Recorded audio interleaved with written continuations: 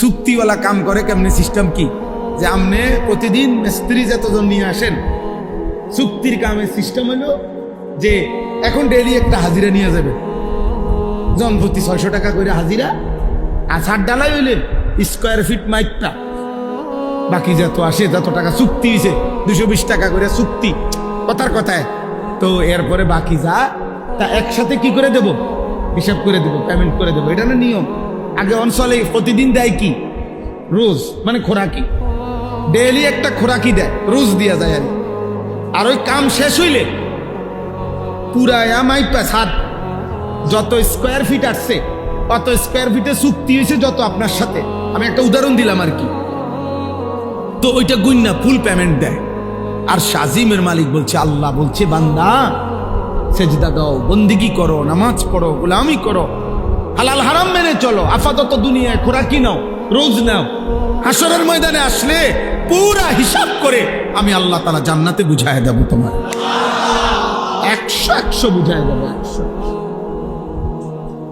ইয়ারিফুনাহা আররাফাহা লাহুম, আররাফাহা লাহুম অর্থ হইল কুরআনুল কারীমে আল্লাহ বলছে, আমি আমার বান্দাকে জান্নাতের সমস্ত নিয়ামত দুনিয়ার কোনটার বিনিময়ে কতটুকু আমি একটা একটা করে দেখাইয়া দেব, চিনাইয়া দেব, বলে দেব।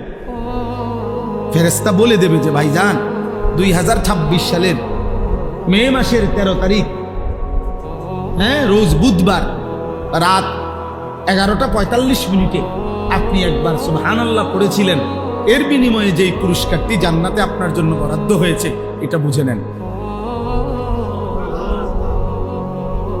হ্যাঁ 13 তারিখের ফজরের নামাজের বিনিময়ে এটা বুঝে নেন, জোহরের বিনিময়ে বুঝে নেন, আসরের বিনিময়ে বুঝে নেন। এভাবে আল্লাহ তাআলা বলছে আররাফাহা, আমি চিনায় দেব আমার বান্দা নেয়ামত, কতটুকুর বিনিময়ে কতটুকু দিচ্ছি। তো যে মালিকের জন্য করছি, আমার কোম্পানি বলছে আমারে পরে দিব, তা আমি আমনে আন্দোলন করছি, আমার কোম্পানি আমারে বলছে পরে দিব, আমি এটা মাইনে তো কাম করি, তা আমি অন কারাগারি করলে হবে না। এখন আমি কারাগারি করলে লাভ নেই, আমি তো এটা মাইন নেই, কি করি চেষ্টা করি, আমি এটা মাইন নেই তো ছোটবেলায় মক্তবে পড়ছি, আমি এটা মাইন নেই তো ছোটবেলা থেকে মাদ্রাসায় পড়ছি, আমি যে কোম্পানি চাকরি নিছি ওই কোম্পানি বলছে আমার পরে দিব, আপাতত শুধু রোজ দিয়ে গেছে, খোরাকি দিয়ে যায়। তো আমার কোম্পানির সাথে যেমনি কথা আমি এমনি মানতে হবে না, তো আমার আল্লাহ তো আমার বলছে পরে দিব, বাকিটা পূর্ণ দিব। আল্লাহ তাআলা আমাদেরকে বুঝ দান করে। আমার ভাই, আমি আপনাদের কাছে এটাই বলতে চাই, ইসলাহি মাহফিল মানে জিন্দেগি পরিবর্তন, জীবনটা বদলানো, জীবনটা বদলানো দরকার।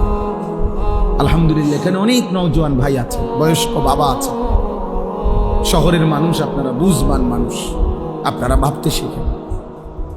1000 বছরও ফেরিওয়ালা মাল বদলায় না, ফেরিওয়ালা তার পণ্য শুধু ঘোষণা দেয়। আমরা আরো 1000 বছরও যদি বলার সুযোগ হয় মাল বদলাবো না, ফেরিওয়ালা মাল বদলায় না।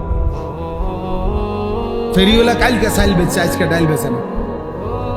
যেই ফেরিওয়ালা যেই পণ্য বেচে প্রতিদিন সে একই পণ্য ফেরি করে, শুধু গল্লি বদলাইছে,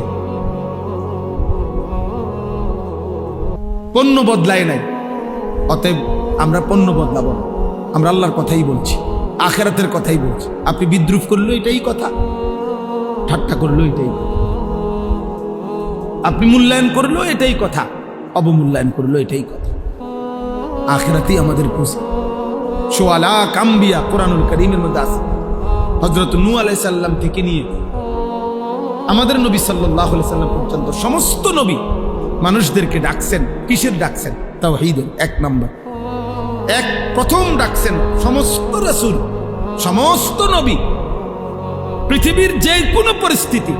দেখেন কোরআনুল কারীম, এটা তো সময়ের ব্যাপার, আপনারা যদি ধরে ধরে বুঝাইতে পারতাম যে কোন জাতি প্রচন্ড ভাবে আপনার ওজনে কম দিত, কোন জাতি সমকামিতা, পুরুষে পুরুষে প্রচন্ড ভাবে অসৎ ঘৃণিত চরিত্রহীনতার কাজ করত, কোন জাতি আপনার মানুষকে জুলুম করত, এরকম অসংখ্য পাপ ভিন্ন ভিন্ন ছিল।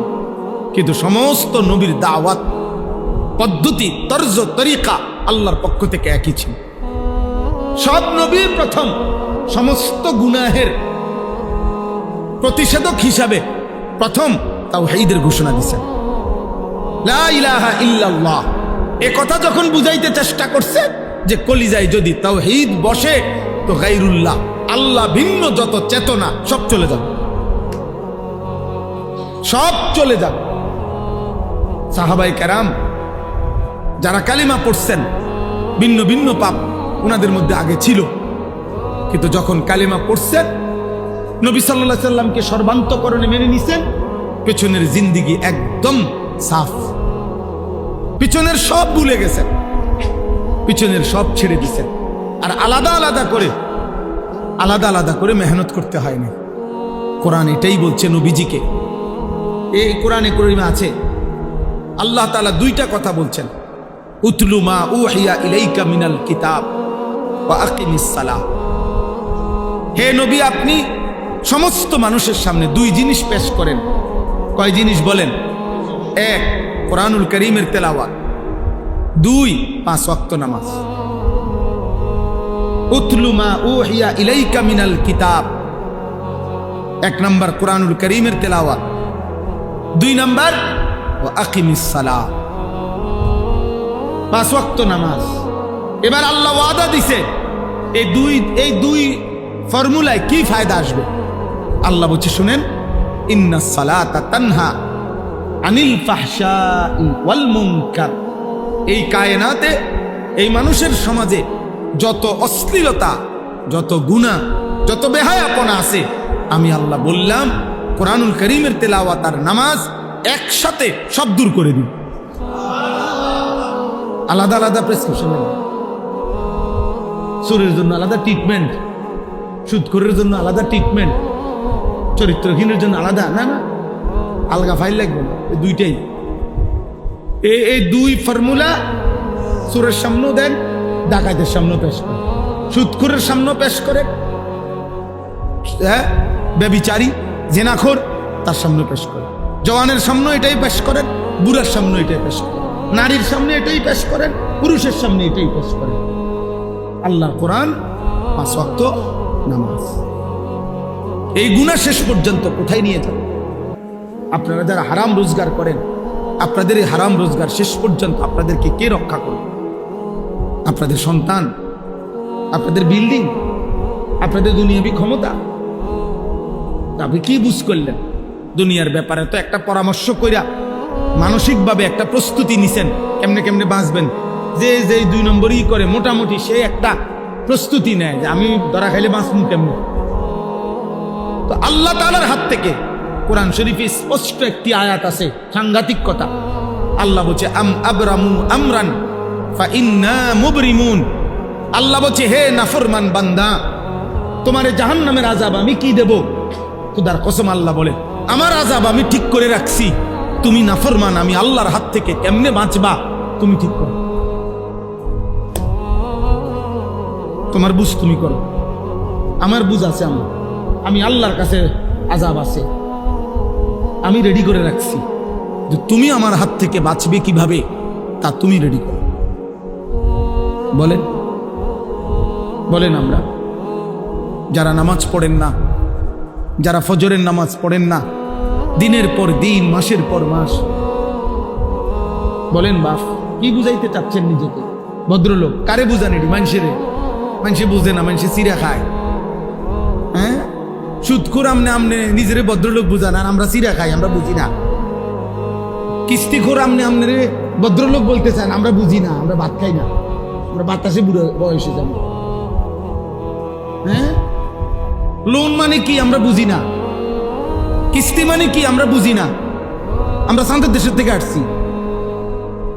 সুদ মানে কি আমরা বুঝি না, আমি বলতে পারলাম না আর কি। আপনার কথা বোঝেন নাই, আপনার ক্ষমতার জোরে আমি পারলাম না আপনার লগে, কিন্তু আমি না বুঝার কিছু আছে নি, কোনটা আলো কোনটা অন্ধকার এটা না বুঝার কি, কোনটা হালাল কোনটা হারাম, কোনটা পবিত্র অপবিত্র, খাবার যার অপবিত্র, খাবার যার হারাম, সে ভদ্রলোক হয় কেমনে?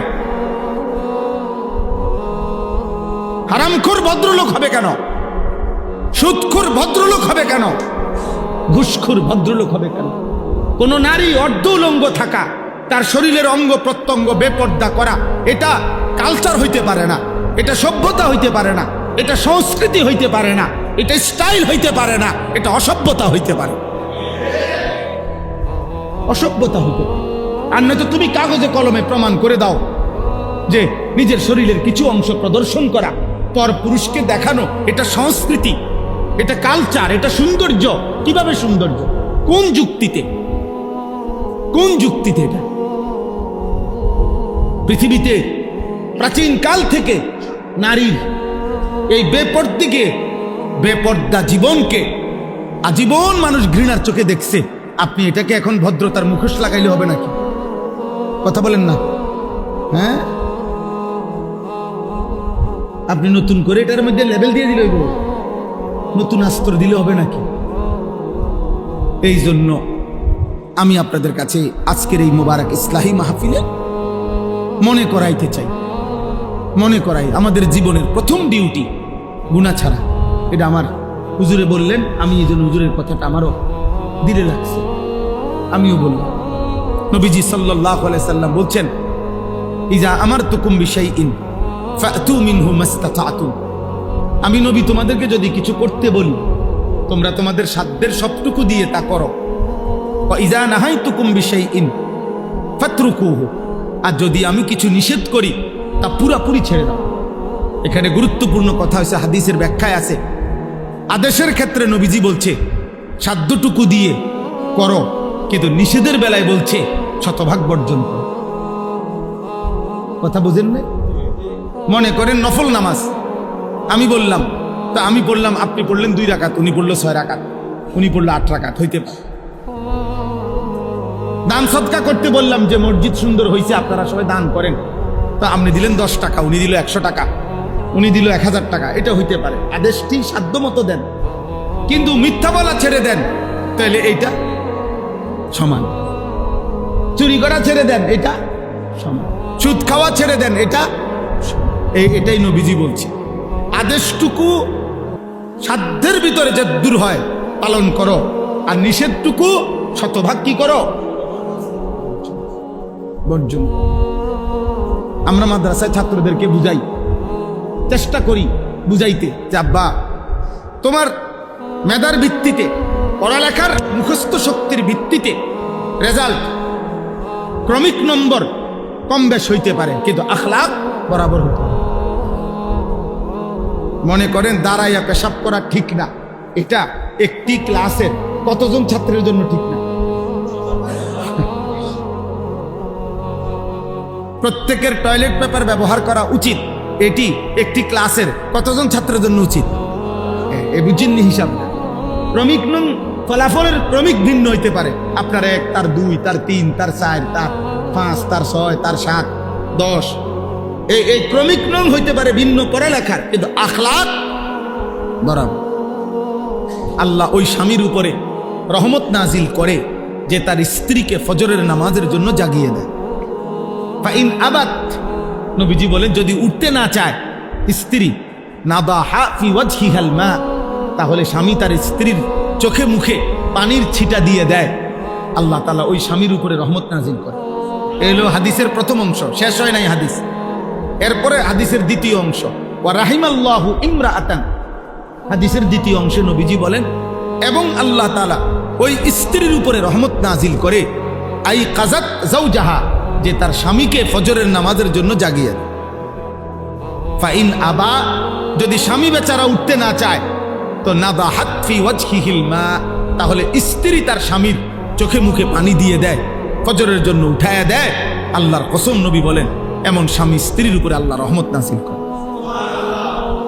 এই বন্ধুরা, এই সম্পর্ক কিয়ামতের দিনও থাকে।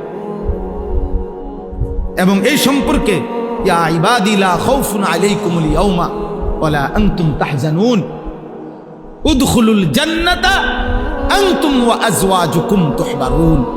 সরাসরি কোরআনের আয়াত। আল্লাহ বলবেন, হে নেককাররা, তোমরা তোমাদের বন্ধুদেরকে সাথে নিয়ে, সঙ্গীদেরকে সাথে নিয়ে নেক কাজে তোমাদের যে যাকে সঙ্গী ছিলা এই সঙ্গীরা একসাথে তুহবারুন খুশি খুশি জান্নাতে ঢুকবে। ইউতাফু আলাইহিম বিসিহাফিম মিন যাহাবিন ওয়া আকওয়াবিন মিন ফিদ্দা। ঢুকলেই দেখবা তোমাদের সামনে জান্নাতের মধ্যে ঢুকলেই স্বর্ণের থালা, রৌপ্যের গ্লাস তোমাদের সামনে ঘুরতেছে। ইউতাফু মানে তাওয়াফ করতেছে, ঘুরতেছে। তো জান্নাতি বান্দা বন্ধুদেরকে নিয়ে, এক বন্ধু আরেক বন্ধুর, কিরে দোস্ত প্লেটও খালি গ্লাসও খালি, হ্যাঁ এটিতে গোরে শুধু। তো ফেরেশতা বলবে, আরে অপেক্ষায় তো আছি আপনার, আপনি অর্ডার করবেন, আপনার দিল কি চাচ্ছে আপনি বললেই সাথে সাথে রেডি হয়ে যাবে। ওয়ালাকুম ফিহা মা তাশতাহিহিল আনফুস ওয়া তালাযযুল আ'য়ুন। আর হে আল্লাহর বান্দা, আপনি যা অর্ডার করবেন তা এক্ষুনি আসবে, আর দেখলেই আপনার চোখ ঠান্ডা হয়ে যাবে। ওয়া তালাযযুল আ'য়ুন।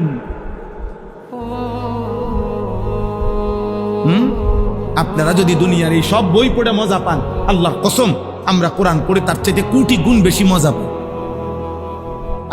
আমরা হুজুরের আমরা এত শুকনাম মানুষ মনে করি না যে আমরা রস নাই কষ নাই। না না না, আমরা রসও আছি কষও আছি, আরামেই আছি। আলহামদুলিল্লাহ আলহামদুলিল্লাহ। খোদার কসম, আল্লাহকে মেনে কোনো ইমানদার অসুখে নাই, দুঃখে নাই, পেরেশানিতে নাই, বরং আল্লাহকে না মেনে কষ্টে আছে। আল্লাহর গোলামির মধ্যে সুখ আছে, সেজদার মধ্যে সুখ আছে।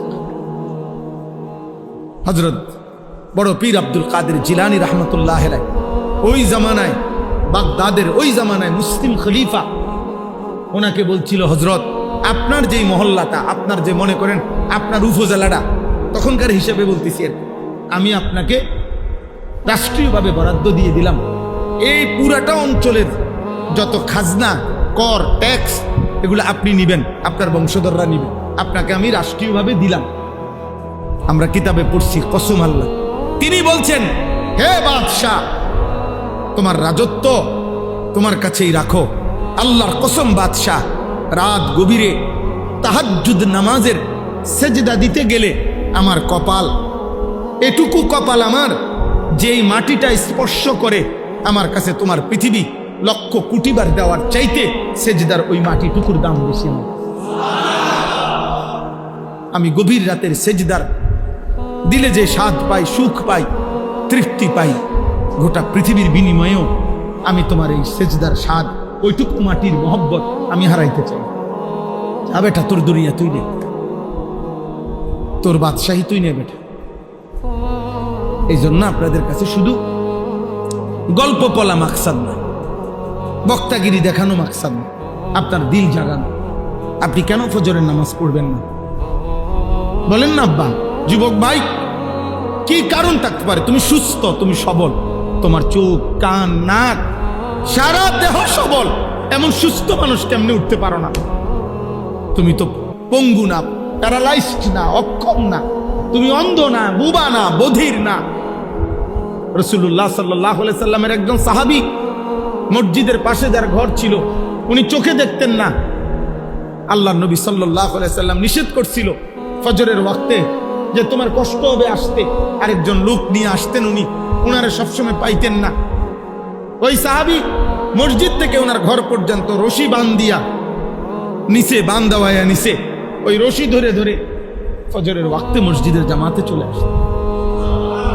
হায় মুসলমান, ওই সাহাবী যদি কিয়ামতের দিন দাঁড়ায়া বলে যে হে ঈমানদার, আমার নবীর উম্মত, আমি চোখবিহীন জীবনে কোনোদিন ফজরের জামাত ছাড়ি নাই, তুমি চোখ নিয়া 365 দিনে একদিনও মসজিদের জামাতে আসতে পারলো না,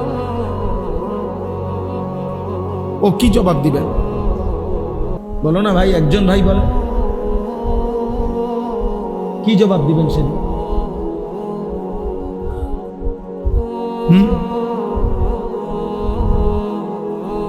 ওই ছেলে দেখেন, তার পুরা মনোযোগ মোবাইলের দিকে, ওই দেখেন।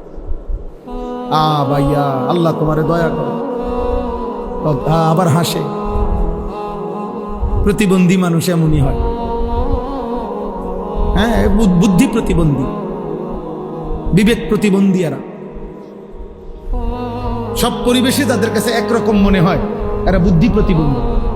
ফজরের বাতাসে শুধু ইমানদারের নিঃশ্বাস, ফজরের বাতাস, পবিত্র বাতাস, ভোরের বাতাস। কারণ এই বাতাস শুধুই ইমানদারের নিঃশ্বাস গ্রহণ করে। সেজদাও আল্লাহ তৌফিক দান করেন, হিম্মত করেন ইনশাআল্লাহ। যুবক ভাই তোমরা সবাই হিম্মত করো, পারবা ইনশাআল্লাহ। নওজোয়ান না পারলে পারবে কে? যুবক হারলে দুনিয়া হেরে দেয়। এক এক নওজোয়ানের পুরা শক্তি আমরা খেয়াল করলে হল। একটা অ্যালার্ম ঘড়ি কিনেন, একটা অ্যালার্ম ঘড়ির দাম কত? 300, 350 টাকা, 250 টাকা। ওইটা দিয়ে আপনি অ্যালার্ম দেন। 2টা অ্যালার্ম ঘড়ি কিনেন, একটা বালিশের কাছে রাখেন, একটা একটু উপরে রাখেন। এটা যদি ঘুমের কাতরতার কারণে বন্ধ করে দেন, ওইটা তো বাঁচবে।